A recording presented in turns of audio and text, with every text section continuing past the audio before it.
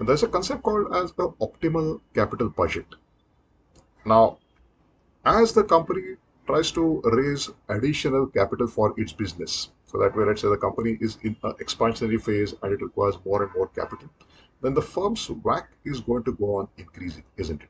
Because then the firm is raising more capital from the market, and if it is doing so, it has to pay for it. So that way, the WACC number is expected to go up. Now, the incremental cost of raising such additional capital is expected to increase as larger amounts are invested in new projects as well. So that way, it's always this incremental expense which every finance manager will be interested in, because then that's the marginal increase, isn't it? So at the moment, we have raised X amount of capital. If we have to raise X plus something, that will be an incremental cost of raising capital. And that way, for a company which is expanding its business, it will require more and more capital which gets invested in new projects.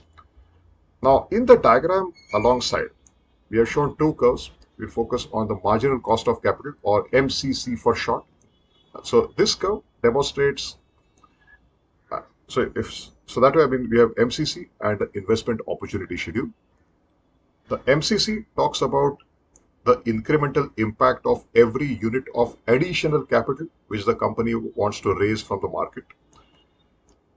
Now, projects can be ordered from highest to lowest IRRs. We have discussed the idea of NPVs and IRRs in our discussion of the capital budgeting module. So this is the same idea of IRR which we'll be using here.